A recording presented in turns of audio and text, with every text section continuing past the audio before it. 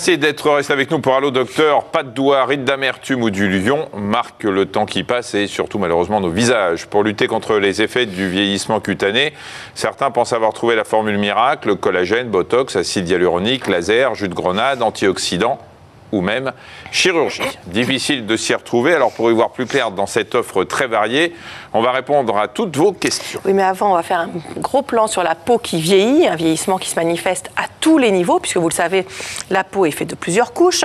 En surface, on a l'épiderme qui va avec l'âge s'amincir, vous allez voir. Il est normalement fait de plusieurs couches de cellules. Ce sont des kératinocytes, vous allez voir tout de suite ça en image, dont le rôle est de fabriquer la kératine, une protéine qui assure la cohésion de l'épiderme, mais également l'imperméabilité de la peau et qui la préserve du dessèchement. Ces cellules se renouvellent en permanence, mais avec les années, elles n'arrivent plus à se régénérer au rythme de leur destruction. Et le nombre et la taille de ces cellules diminuent, la peau va apparaître plus épaisse au niveau de la couche cornée et à la base de l'épiderme. L'activité des cellules qui produisent la mélanine, ce pigment qui colore la peau, est moins bien régulée. Leur nombre aussi diminue, des taches brunes apparaissent à certains endroits, alors que dans d'autres zones, ce sont plutôt des taches blanches. Le derme, lui, diminue de 6% d'épaisseur tous les 10 ans.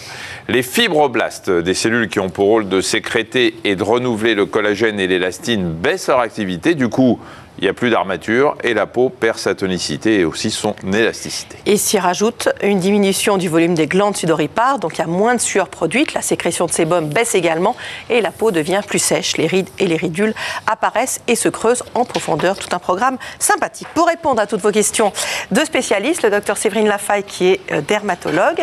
Bonjour. Bonjour. À vos côtés, Christine Lafort qui est pharmacologue à la faculté de pharmacie Châtenay-Malabry. Bonjour. Bonjour. Et on accueille Monique Eck. Bonjour Monique. Bonjour.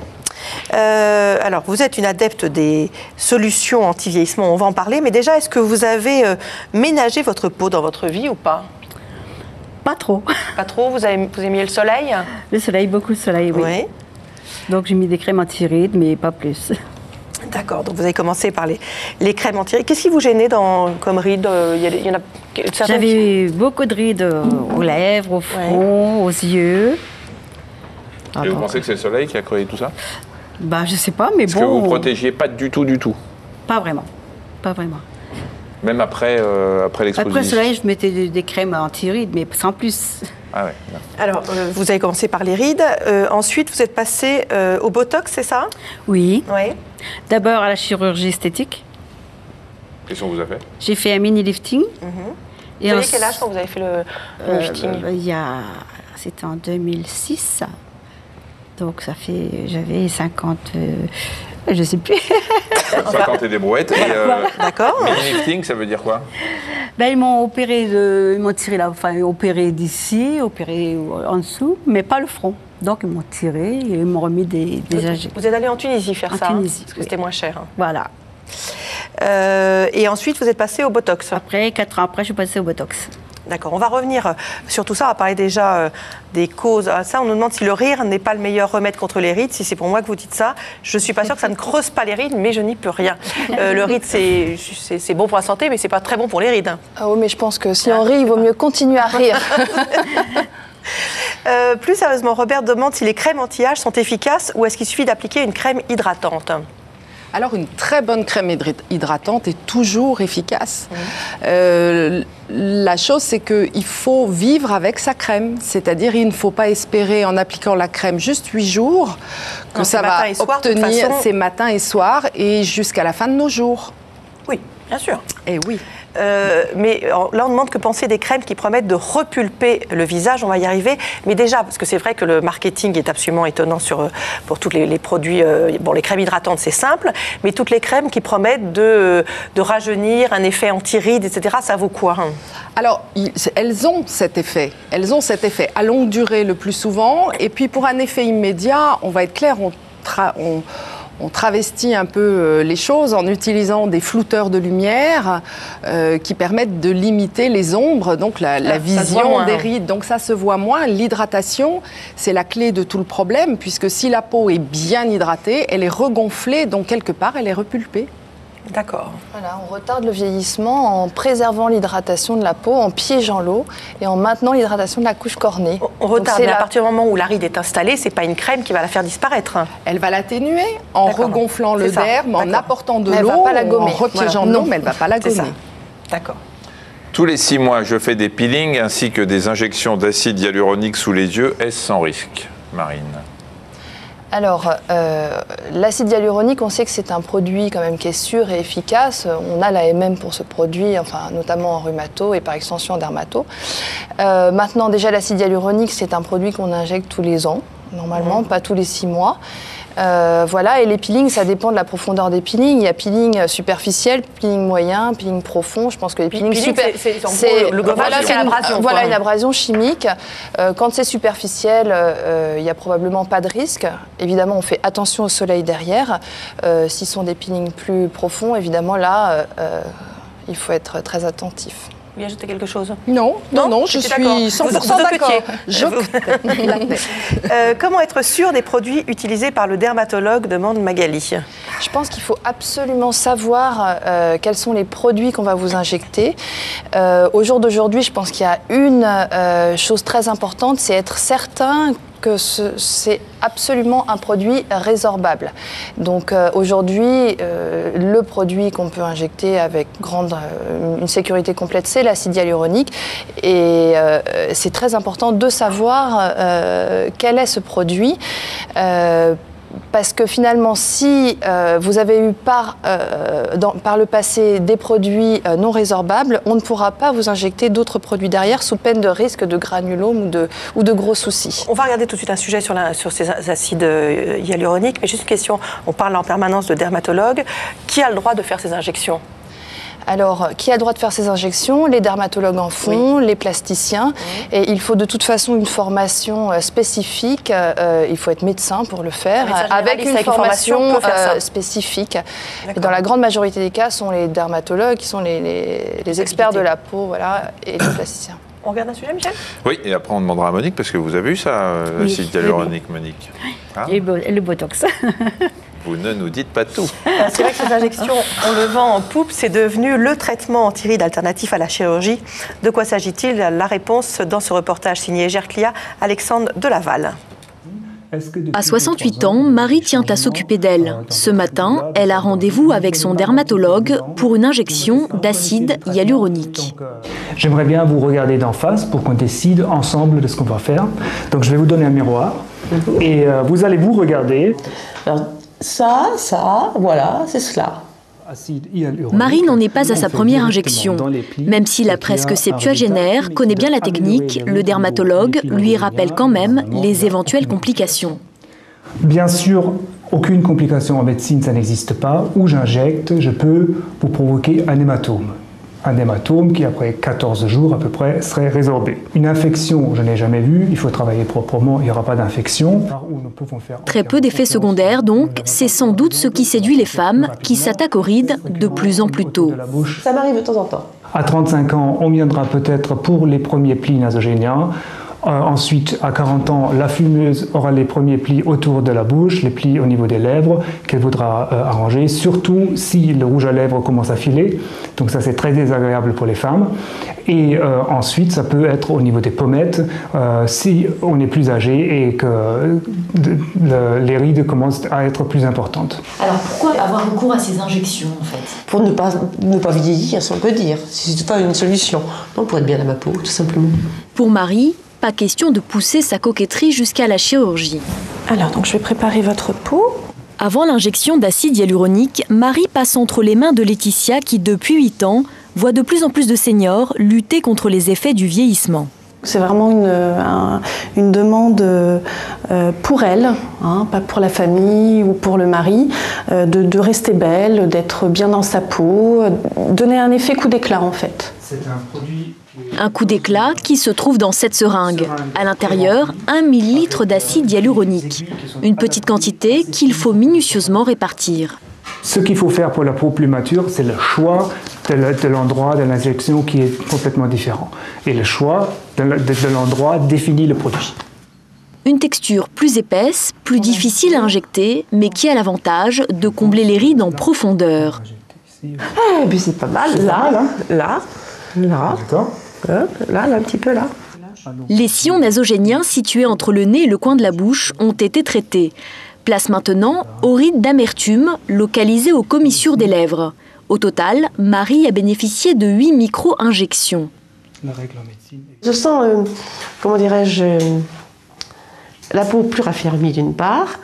Et quand il y a quelque chose, je ne sais pas, quelque chose tombe, une peau qui tombe, on la sent. C'est comme un poids. Et là, on a moins de poids. Satisfaite, mais surtout rassurée. Depuis l'affaire des prothèses mammaires PIP, les patientes sont plus vigilantes. Si jamais il y avait le moindre problème, les patientes ont toutes un petit carnet avec qui a fait l'injection, quel produit et quelle lot. Donc tout peut être suivi exactement. L'effet du produit dure entre 6 et 12 mois. Pour les prix, comptez entre 250 et 400 € selon les dermatologues et les zones à traiter. Jacqueline nous dit qu'elle a fait des injections d'acide hyaluronique et de la lumière pulsée pour très peu de résultats, mais quand même 3 séances pour 800 €. Une des raisons, Monique, si vous êtes allée en Tunisie, c'est parce que c'est moins cher. Est-ce qu'il y a des conseils quand même à donner pour ce tourisme esthétique qui parfois peut se révéler, on imagine, peut-être moins sécurisé? Alors moi, je ne suis pas trop pour le tourisme esthétique parce qu'en fait, il y a une chose importante, c'est la traçabilité des produits qu'on vous injecte, savoir exactement quel est le type de produit, être sûr que c'est bien un produit résorbable, la première chose. Et ensuite, pour le suivi post-traitement, si vous venez juste pour des vacances, pour un traitement, quel est le suivi que vous pouvez avoir derrière par le médecin qui vous a traité, même si dans la grande majorité des cas, tout se passe bien, je pense que le suivi médical est très important. Il faut être très prudent. Monique, vous avez fait de l'acide hyaluronique où? Pas dans quel pays, mais sur votre visage. Sous les yeux, le front, enfin sous les yeux, les lèvres et puis les pattes. Le sillon nasogénien. Voilà. Et ça a duré combien de temps l'effet? J'ai fait en 2008. Ouais, ça dure toujours? Non, mais parce qu'on refait des injections d'acide hyaluronique. Là, je n'ai pas encore fait faire. J'ai fait faire que le Botox au front. Donc ça, vous l'avez fait il y a... En 2008. C'est pour ça que je suis assez étonnée. Normalement, l'acide hyaluronique est résorbé en un an. Mais bon, c'était en Tunisie. On demande pourquoi l'effet est si éphémère, c'est parce que ça se résorbe, justement. Ça se résorbe et c'est pour ça que c'est pour ça que c'est bien. D'accord. Ça veut dire quoi que Monique, qui manifestement a encore les effets de l'acide hyaluronique, on lui a injecté quelque chose de non résorbable? Je pense qu'elle a eu autre chose. Elle a peut-être eu de la graisse, un lipofilling ou des choses comme ça, peut-être d'ajout un petit peu de pommette. Ça me l'ont fait quand ils m'ont fait mon mini-lifting. Voilà, elle a eu d'autres choses aussi. Voilà. Ils ont fait quoi pendant le mini-lifting? Ils m'ont remis de la graisse, ils m'ont tiré de la graisse du ventre pour remettre sur le visage. Où ça? Les pommettes, parce que j'avais plus de pommettes, et puis là. Sur les côtés. Alors justement, Pascal demande pourquoi ne pas combler les rides avec la graisse qu'on a dans le corps. Ça, c'est une bonne question. C'est vrai que ça nous rendrait service quelquefois, je vous l'accorde.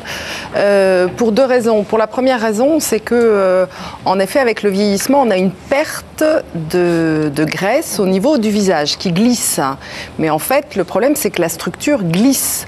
Donc, en fait, réinjecter de la graisse comme ça ne sert à rien puisqu'il n'y a toujours rien pour l'accrocher.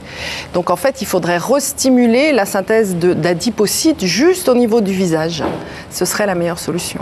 Et est-ce qu'à partir de 50 ans de la ménopause, les traitements hormonaux de la ménopause permettent de maintenir justement à la peau son hydratation? Oui, en tout cas ça c'est largement montré, oui, en effet. Tous les traitements hormonaux substitutifs permettent un maintien de la tonicité cutanée bien préservée et bien rallongée par rapport aux femmes qui n'ont pas de traitement hormonaux substitutif. Oui, c'est clair. D'ailleurs, si on voit les hommes ont un vieillissement retardé par rapport aux femmes de plusieurs années, et c'est vrai qu'ils ont une imprégnation hormonale plus longue. Beaucoup plus longue, oui.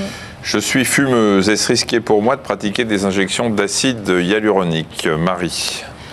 Alors, déjà, si son souci, c'est le vieillissement, il faudrait déjà commencer par arrêter de fumer, parce que ça n'aide pas. C'est la première chose. Elle a pas l'air d'avoir envie, hein, si elle fait ça. La deuxième chose, non, elle peut tout à fait faire des injections. Maintenant, ce qui est pas mal, c'est d'associer ça à des techniques d'éclat du teint avec la lumière pulsée, etc., pour donner un côté plus éclatant au visage, parce que les patients fumeurs ont souvent un teint assez terne. Voilà. Vous fumez, vous? Non. C'est pour ça que vous avez le teint éclatant. Très exactement, tout petit peu, avec parcimonie, comme tout ce qu'il faut faire dans la vie. Avec qui vous voulez. Francine demande comment on efface les taches brunes sur le visage. Alors, les taches brunes sur le visage sont très bien effacées par les lasers Q-Switch YAG. En une seule séance, toutes les taches sont effacées et c'est un traitement tout à fait remarquable. Et il faut se protéger ensuite du regard des autres pendant quelques jours ou... Alors, pendant une semaine, il y a une petite semaine avec des petites croutelles sur le visage et puis après, pas de soleil. Et pas de soleil. De toute façon, je pense que pas de soleil, c'est un mot d'ordre dans le vieillissement. Il faut protéger sa peau du soleil si on veut limiter les effets du vieillissement. Rien. J'écoute, j'acquiesce. D'accord, très bien. Le laser YAG est-il efficace pour effacer les rides? Jo. Alors, le laser YAG, on l'utilise à beaucoup de fins différentes. Ça dépend si c'est un laser YAG long pulse, donc avec des durées d'impulsion qui sont longues. Là, on l'utilisera pour traiter les poils, pour faire du skin tightening, ce qu'on appelle pour renforcer un petit peu les peaux un petit peu lâches, avec des résultats qui sont, il faut le dire, je trouve moyens.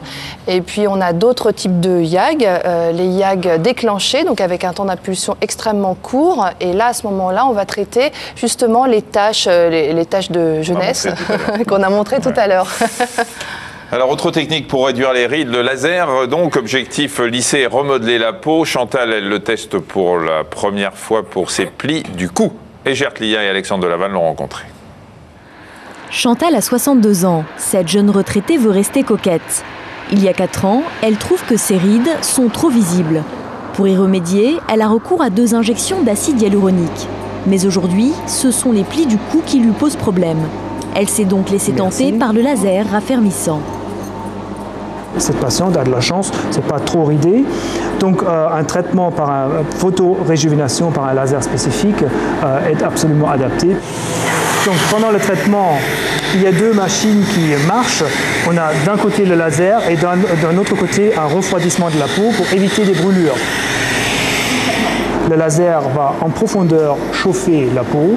Il aura 2 effets. C'est un laser qui chauffe les fibroblastes pour reproduire du collagène et qui va également faire des micro-cicatrices en profondeur. Le resserrement des cicatrices va faire que la peau se resserre. Créer des micro-brûlures pour fabriquer du collagène, c'est donc la technique utilisée pour rajeunir le cou de Chantal. Après 10 minutes de laser, la séance est terminée. Pas d'effet immédiat sur les rides, mais quelques rougeurs. On sent de légers picotements, mais bon, c'est très supportable. Le laser de réjuvénation est une demande fréquente, justement par les patientes qui ont peur de la chirurgie. Pour Chantal, la chirurgie n'est pas à l'ordre du jour. Et si elle utilise la médecine esthétique, elle n'en reste pas moins lucide. On ne peut pas effacer quand même le temps, les années qui ont passé quand même, c'est évident. Et je crois qu'aussi, moralement, je pense qu'il faut l'accepter. Il faut essayer d'en donner des bénéfices, mais je crois que le fait est qu'on doit accepter qu'avec le temps, les années nous marquent malgré tout. D'ici quelques jours, Chantal devrait voir les premiers résultats. Une autre séance sera peut-être nécessaire. Elle devra à nouveau débourser 200 €. J'allais dire une autre question. Vous aimeriez que je la lise? C'est ça, parce que moi j'étais partie sur la précédente. Allez-y, je vous en prie. Partez là-dessus, Marina. Non, allez-y, je vous en prie. On parle de sperme sur la peau pour l'embellir. Est-ce une légende? Alors, c'est un garçon qui pose la question. Hein.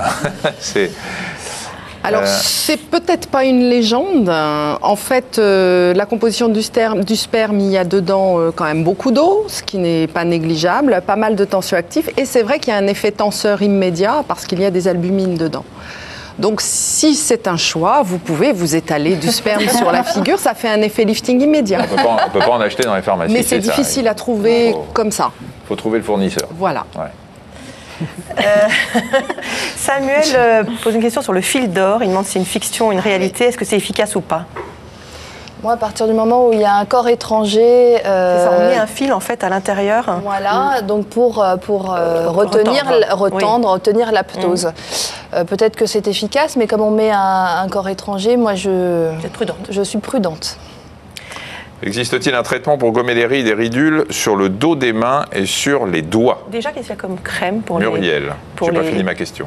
Muriel. Pour les mains, on va venir aux rides et ridules, mais aussi bien pour prévenir ou un peu atténuer les taches brunes, les rides et ridules, il y a des crèmes? Bien sûr, il y a énormément de produits spécifiques pour les mains, puisque l'anatomie et la physiologie de la peau de la main est un peu particulière.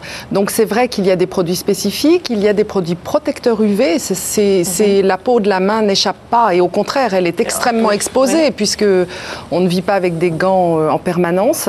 C'est une peau qui est très sèche, donc c'est vrai qu'il faut la préserver du vieillissement en permanence, et l'idéal étant de masser ses ongles avec la crème pour les mains pour être sûr d'avoir une hydratation complète de la main. Et les taches sur les mains peuvent être atténuées, pas avec des crèmes, une fois qu'elles sont installées? Une fois qu'elles sont installées, c'est beaucoup plus difficile de les atténuer, comme pour les taches au niveau du visage en cosmétiques purs, en produits cosmétiques purs. On a des améliorations, des atténuations, mais on n'a pas l'effet qu'on peut avoir avec un laser, évidemment. Oui, je pense qu'une fois qu'elles sont installées, il faut les traiter avec le laser. Et pour les rides et ridules des mains? Alors quand on est au stade de mains un petit peu décharnées, comme on peut avoir chez des femmes très minces, là on pratique des injections et qui donnent de très bons résultats. De produits résorbables, toujours évidemment. Faisiez attention au maquillage, Monique, vous? Je ne me maquille pas beaucoup. Donc... On ne vous a pas dit, après tous les traitements que vous aviez, qu'il fallait éviter certains produits? Non, non. D'accord. Parce qu'après ces traitements, l'acide hyaluronique, Botox, tout ça, il faut faire un peu attention au maquillage, ou ça n'a aucune importance? Ça n'a aucune importance. On se maquiller comme d'habitude. D'accord. Alors le maquillage est-il mauvais pour la peau ou la protège-t-il du vieillissement? Non, je pense, c'est ce que j'allais vous dire, beaucoup de produits de maquillage étant couvrants, ils sont d'excellents protecteurs solaires. Donc quelque part, ils participent à une prévention du vieillissement cutané, évidemment. Le laser, vous n'avez jamais essayé? Non, pas encore. Ah, pas encore, vous avez envie? Pas encore, vous avez envie ou Peut-être, ouais, vous allez faire ça. Mais Monique, elle a fait pas mal de trucs. Hein. Ah, j'ai noté, vous avez fait mini-lifting, injection de graisse, injection d'acide hyaluronique, injection de Botox. Ça fait beaucoup. Hein. Oui. Vous auriez dû faire une greffe de face, ça aurait été plus rapide. Hein, parce que franchement... J'ai vu ça l'autre jour, oui. Ouais, hein. Mais ça va pas bien, Michel? Non, mais c'est une boutade. Ah ouais. Oui. Mais Mais je m'arrête pas là. Et vous allez faire du laser en plus. En fait, dès qu'il y a une technique, vous voulez l'essayer? Je teste. Je teste. Ouais. Ah, c'est bien, c'est intéressant pour vous. Vous avez quelqu'un qui veut tester toutes les nouvelles techniques comme ça. Oui, les femmes, j'ai l'impression que les femmes sont quand même à l'affût, enfin les femmes, peut-être les hommes aussi, mais à l'affût de tout ce qui est nouveau, qui est forcément mieux que ce qu'il y avait avant. Les lasers, c'est toujours plus sophistiqué, les produits aussi. C'est sûr, on est curieux de savoir quel est le meilleur produit. Maintenant, je pense qu'effectivement, le médecin a un rôle de conseil, d'analyse du vieillissement de la face de la personne, de la demande de la personne, et surtout traiter vraiment avec modération, j'insiste là-dessus, pour vraiment garder l'âme d'un visage et le naturel. C'est, je pense, le plus important au jour d'aujourd'hui. Voilà. Et est-ce que dans le domaine de la cosméto, enfin de toutes les crèmes, il y a beaucoup de recherches, il y a beaucoup de travaux? Oui, il y a beaucoup de travaux.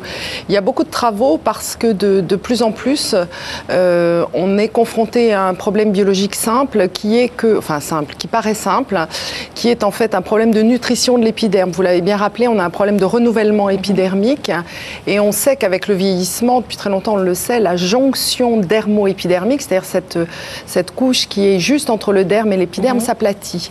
Et en s'aplatissant, elle écrase la microcirculation cutanée, donc tout ce qui va apporter nutrition à l'épiderme.